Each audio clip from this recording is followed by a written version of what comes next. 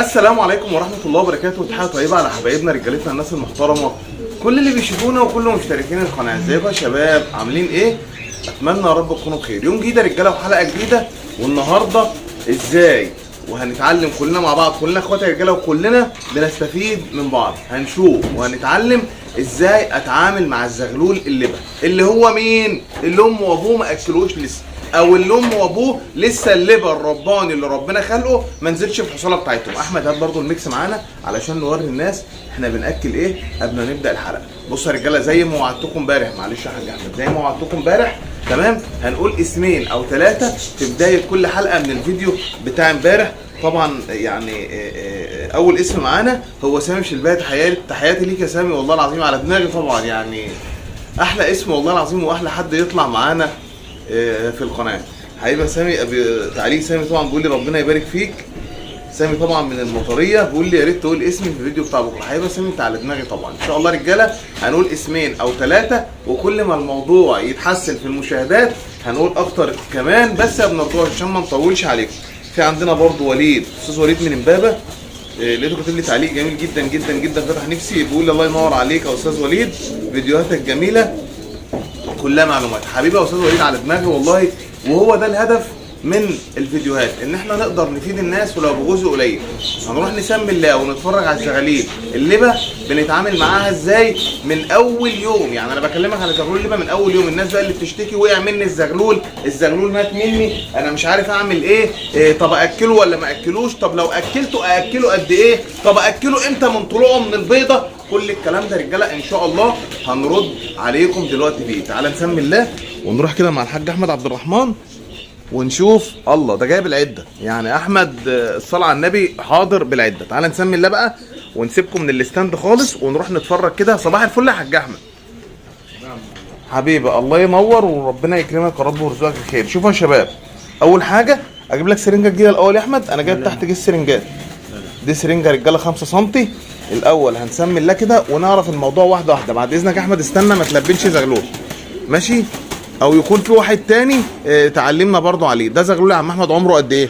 بص انا نقلت اولادهم، وبرضه كان قلبي مش جايبني اللي انا مثلا، يعني ده مثلا زاجل، لو انا حاطط لهم زاجل بس يلبنوه عشان لا استنى يا معلم، ده احنا عايزين نفهم النقطه دي. انت دلوقتي جايب لي قص شقر، ذكر ازرق قطيفه وانتايه شقره ومستواهم ما شاء الله محترم، وتحتهم زغلول زاجل. ايه اللي جاب الزاجل تحتهم؟ اللي جاب الزاجل تحتهم اللي هم ما عرفوش اكلوا عيالهم ولا يلبنوهم حتى.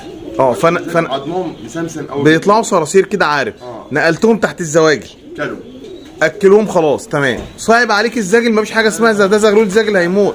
يا جماعه الخير بالله عليكم، زغلول غالي زي رخيص بالنسبه لنا في السلاكه هنا، ده بيتحافظ عليه وده ده روح. انا بالنسبه لي انا كله زي بعض. طب تعرف يا احمد، انت لو اهملت في الزاجل دوت الاثنين التانيين يموتوا. والله العظيم باكل كل يوم. فبصوا يا شباب، هم طبعا ضعاف في الزق، فاحمد شوف بيعمل ايه، بيلبنوا. بصوا استنى انا اضيف لكم حته اهيت. هم ما بياكلوهوش، انا اللي مكبره كده. بصوا يا شباب اهو، بنسمي اللي بيفتح بقه كده بين صوابعه وبيبدا يديله. طب بيديله قد ايه يا وليد؟ اول يوم يا رجاله بيديله سنتي. ما بيديش على طول مره واحده، لا بيديله سنه بسنه. انا لسه هعرفك دلوقتي الميكس اللي انا بديه ايه، لسه هفهمك كل الكلام ده دلوقتي مع بعض. كان اول يوم كان بياكل سنتي ويسيب، بعدها بيومين كان بياكل 2 سم، دلوقتي بياكل 5 سم. ما شاء الله خد ال 5 سم كلهم. طيب بسيبه تحتهم احننها بس عشان انا مش عاوزها في بيض، مش عاوزها في بيض. عشان ما يهلكهاش حصى يا رجاله. خلي بالك والله من كل كلمه انا بقولها لك، والله كل كلمه بمعلومه.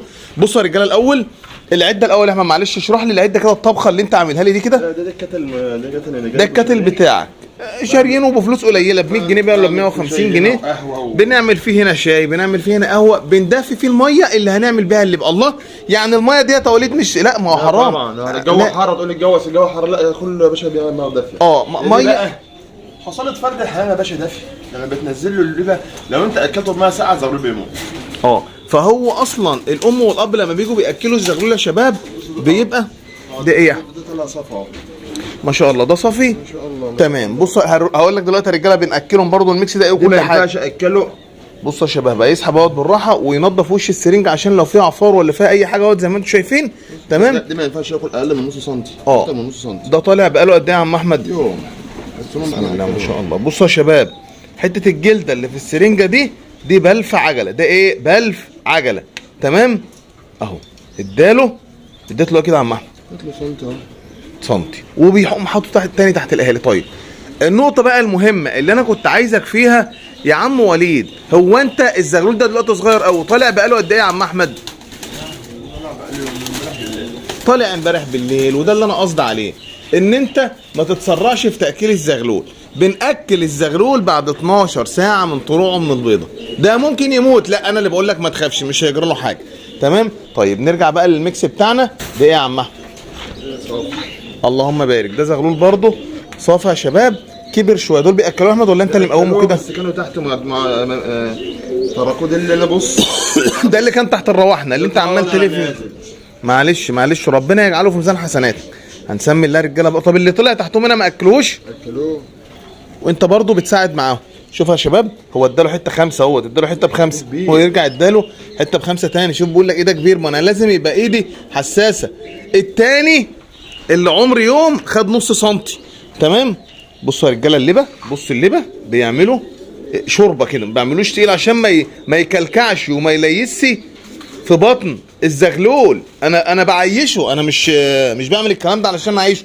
خلاص عرفنا الكتل، عرفنا التقليب. تمام؟ تعالى بقى للميكس. عندك حاجه تانية يا عم احمد؟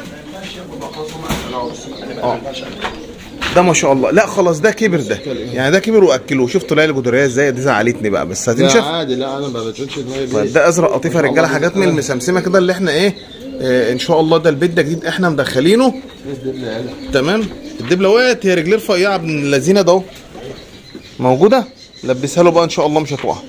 بص يا رجاله، من سمسمتهم ومن رجلهم الصغيره الدبله بتقع من رجليهم. حبايبي يا رجاله تعالى نرجع بس الموضوع ده تاني عشان نبقى احنا قفلنا السيره ديت في تاكيل الزغلول. شوفوا يا شباب الميكس اللي احمد بيجيبه بيجيب ايه؟ هتجيب حاجه تانية؟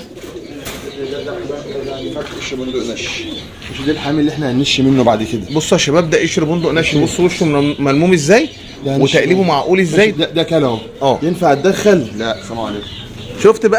شفت بقى الراجل عمل ايه؟ بقول لك الزغلول كل ينفع اتدخل؟ لا. سلام عليكم، اجي لك. بسم الله الرحمن الرحيم. بسم الله الرحمن الرحيم. انا شايف قشره بيضه يا احمد. اللهم بارك اللهم بارك. ما شاء الله. زغلول ايه يا احمد؟ سكروطه اكلوه. هل انا اتدخل؟ لا ايوه الله ينور عليك. الله ينور. والله يا رجاله، والله يا شباب، الناس اللي بتقعد تتهكم في التعليقات او الناس اللي بتبقى لسانها طول في التعليقات، هل اجي جنبهم؟ لا. امال ببدا اتدخل امتى يا عم احمد؟ كمان ساعتين 3. كمان ساعتين 3 4. الزغلول ده احنا متدخلين، طالع امبارح بالليل وانا بكلمك النهارده الظهر انا متدخل معاه. ما تخافش الزغلول مش هيموت. تمام؟ دوت يا رجاله هوت الكبري بجيبه من عند الدكتور محمد عصام منا من المنصوره، والراجل بيشحن لاي محافظه من المحافظات. دي حاجه. الحاجه الثانيه هسيب لك رقم الراجل في صندوق الوصف، تواصل معاه لو عوزت منه حاجه. يلا بس يقوم، يلا انزل بس عشان اجيب لك الفطار. يلا تفطر يلا. خد يا عم احمد الكبره اهيت والعده، وده هم يا احمد ينوبك ثواب. لو مش بتوع حد ادوهم، في حد هياكل بيهم تحت. عرفنا رجاله زغلول اللبه بياكل ازاي؟ السرنجه ما كانت معاك؟ ماشي. عرفنا يا شباب زغلول اللبه بياكل ازاي؟ عرفنا بنتعامل ازاي مع الزغلول؟ عرفنا الوقت، عرفنا الكميه، عرفنا بناكله ازاي، عرفنا بندفي ازاي. والله يا شباب الحلقه كلها معلومات وكلها حاجات حلوه وحاجات جميله. يعني صباح الفل، ربنا يكرمكم ويرزقكم الخير ويحقق لكل حد كل اللي بيتمناه. برضه يا شباب يعني يا ريت لو وصلت معايا للدقيقه دي اي حد بيشوفني يصلي على النبي في التعليقات علشان ناخد كلنا حسنات. دي حاجه. الحاجه الثانيه اي حد هيعلق لي زي ما اتفقنا هناخد اسمين او 3 هنقولهم ان شاء الله في حلقه بكره. حبايبي صباح الفل مع الزغال اللبه والتعامل مع الزغلول اللبه. ربنا يكرمكم. كان معكم يا شباب في الوليد عبد الرحمن والحاج احمد عبد الرحمن، والسلام عليكم ورحمه الله وبركاته.